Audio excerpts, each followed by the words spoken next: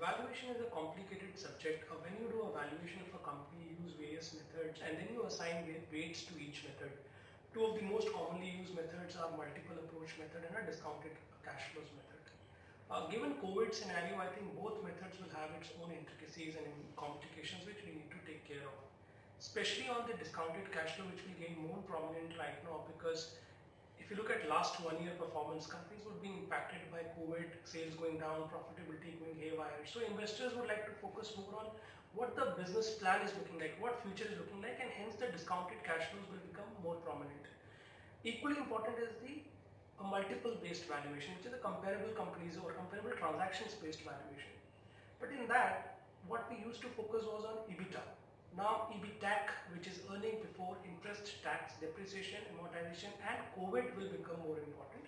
And we will have to adjust the profits of each company for a coronavirus impact. So if there was a sale which has gone down, it's a one-time impact, and the profit impact also will be one time.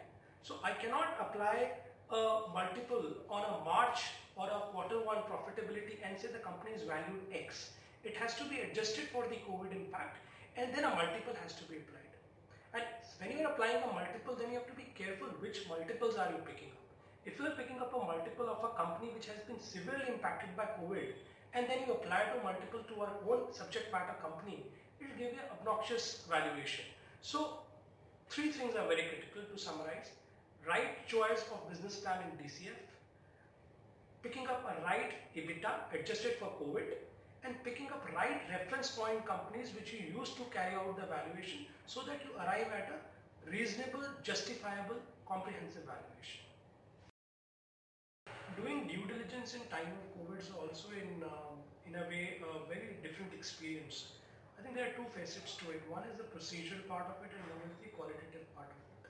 One is people will have to rely more on offline due diligences. Gone are the days when you were going to sit at a target company's place and ask for the data and interacting with management in a physical meeting.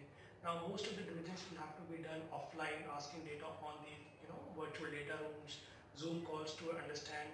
It will be very difficult to do substantive checking. So I think for the due diligence advisor, the challenge will be how to do a good quality due diligence.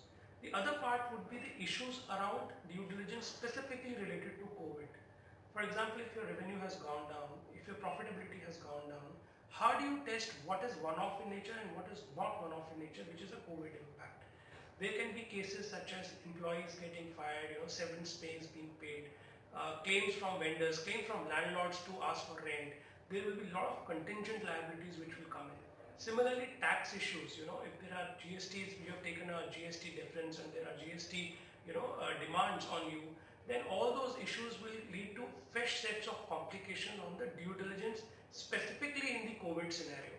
So I think for the advisors, due diligence advisors, it's going to be a very tricky next 1 year till the time normalcy returns and we are going back to the old way of doing diligences. I don't know whether we'll go back to doing old ways of doing due diligence. So very, very critical to make sure that everything which is required to be captured in terms of a COVID impact on the diligence is actually taken care of. I think the three key issues which we need to take into consideration, especially in COVID times, are one, since the revenues are down, the profitability has to be maintained by keeping cost under control because EBITDA is very important. Second, have enough cash flow so that there is a runway because deal making might take a little bit more time or may fall also. And the third is structure all your options very carefully in terms of the structuring because it's a double-edged sword. If you get a lot of profits in future, you can get better valuation, but you might be forced to even sell at cheap price also.